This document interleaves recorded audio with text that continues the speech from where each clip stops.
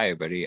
Something that I've been dealing with myself as a parent is, things being left behind that are basically gone.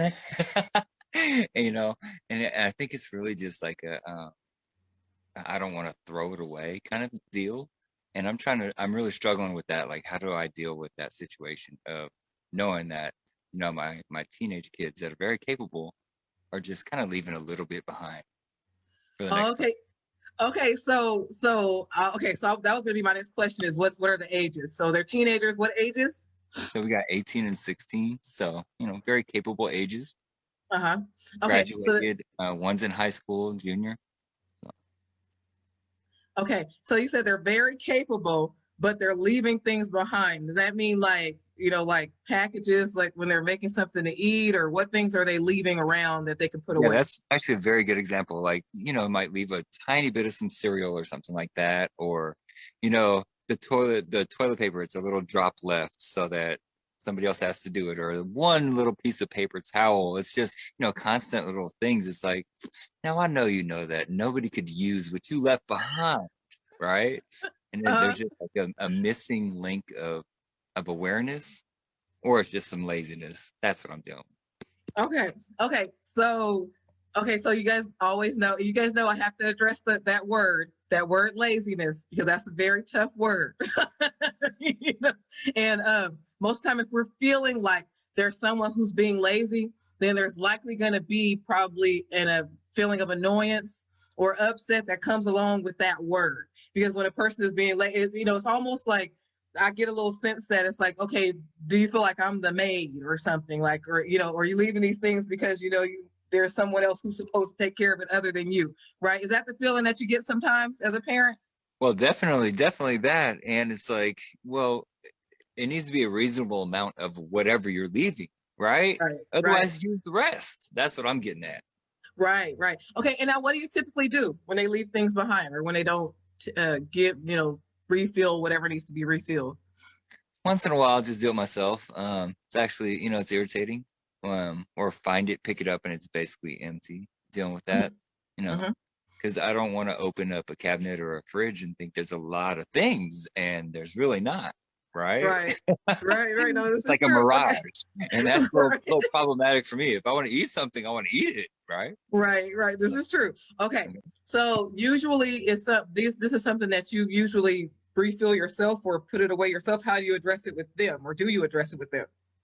Well, sometimes, yeah, and it's like, hey, man, you left one little piece of this, right? Like nobody can use one little piece of this sandwich meat that's shaved very thin, right?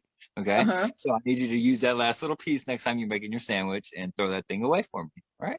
Okay. So now, have you asked this before and then have another occasion where they do the exact same thing? Well, I've actually had the experience where it is much better for an extended period of time, and then it kind of just reverts back. Like, I don't know, I wouldn't say instantly, not at all, but it just kind of gets forgotten, I think, more than anything. Like, oh man, I was supposed to eat this last one piece of thing, right? Or Uh-huh. use the one last piece of paper towel. So I Okay. mean, let's see that it's empty at least, not pretend that there's paper towel. Okay. So now, when there's an extended period of time, and you guys, there's a reason why I'm going along this line. When there's an extended period of time and they don't do the thing that you asked them to do, then usually what's the consequence? Good question. It's not necessarily about a consequence. It's just, hey, can you make sure we don't do that, right? Okay. No, Are that's it. you It's just we a reminder, I guess, is the best way that I try to go about it. Um, Okay, so when you give a reminder, do you find yourself maybe frustrated or irritated, annoyed with them having to give them the reminder? Before, yes. Most days, most of the time now, not so much, honestly. And I've noticed that, having a much calmer approach and actually not feeling irritated does help a lot every time. Yes. Um, but it's just, like that's kind of a basic thing. Let's not forget that one, right? Okay, so now That's let's add to that, because there's been, and I know everybody hasn't been here with Atypical Lefty. Atypical Lefty before had a lot of emotions about a lot of things, would get upset. Now there's been a lot of improvements with him. I mean, a lot of improvements with him. And now I want to take it to the next step. Now that you're handling it in that way where you're not coming at them, just kind of upset and with all that personalization, who do you think I am? Why are why are you doing this? And, personalizing it. Now that's gone.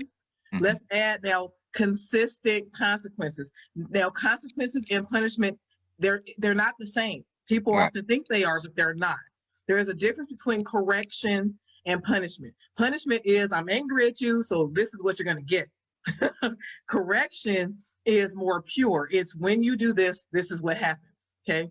And it's not in an angry way at all. If you're able to handle yourself in a way where now you have yourself contained, you can now get into a space where it's like, okay, well, here's how we're going to do this. The next time you leave one tiny thin slice of lunch meat, right, in the fridge, you're going to be responsible. You said teenagers, right? So we have to make this age appropriate. Yeah, okay. 18, 16. You're going to be responsible for going to the store and buying a new pack of lunch meat. Logical consequence. Right. And so that will, because I do know a lot about these kids, they're path of least resistance children. Most children are these days. They're microwave, want everything to happen quickly. Most time don't pay enough attention to, take care of things that really need to be taken care of, other than their video games and whatever anime or whatever thing it is that the kids are into. And so what you have to do is have it set so that it's more of a hassle for them not to do the thing you want them to do than for them to, just kind of ignore it. So if you're giving them hey, next time, make sure you do this, and you gave that, once or twice now, but it continues to happen after a period of time, then it's important to tie a consequence to it, a non-upset consequence. It doesn't have to be anything that makes you angry. It's just something that you want to make sure that they don't tend towards wanting to do. It makes their path more difficult to do it that way. Okay. That is awesome. I get it. I get it. Yeah. You start to have them, okay, well, one piece of meat you forgot again. I'm gonna need you to run to the store for me. Right. All of a sudden, you'll have a kid that won't do that anymore. Right. Not next time. It's still like, okay, look, we did this again. So the next time, you're gonna have to go make a trip for me. I got you. So it makes it more of a task for them to leave the one piece instead of just making sure it goes to the trash so we know it's gone. Thank you. Mm-hmm. Thank you. That's yes, awesome. I love talking about path of least resistance kids. It's one of my favorite things, because when the kids, because mine used to do things like just shed their clothes as soon as they walked in the door. Like the living room was a sock over here and a shoe over there. I'm like, you couldn't even you were going upstairs anyway. Like, you couldn't make it upstairs. So then once we made it a rule that, if you leave items out, then you're responsible for the rest of the items that are out that day. No more problems with shedding the clothes. Well, for me, it was a win-win.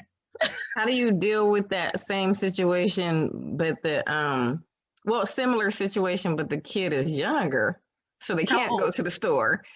Okay. How does he? 15. 15. Okay.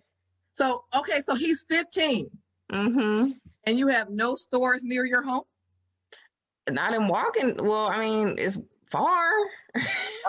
So he can hop on, he's 15. He can hop on his bike and get there fairly easily, right? Take him about 10 minutes, but fairly easily, have right? A bike. Oh, well then I would suggest you invest in buying him a bike. Well, he doesn't have a bike because of other issues. No. Or walking is always an option. I bet if he had to walk just that one time, he never had a problem again. Okay, what about the 5-year-old who leaves their plate like sitting somewhere? Okay, then how do you deal with that? Okay, 5-year-old is a little bit different. See, I have two extreme. I got a 5 and a 15, so it's So I'll find wrappers in the room after I tell them not to eat in there. I still find or water bottles, even just water bottles.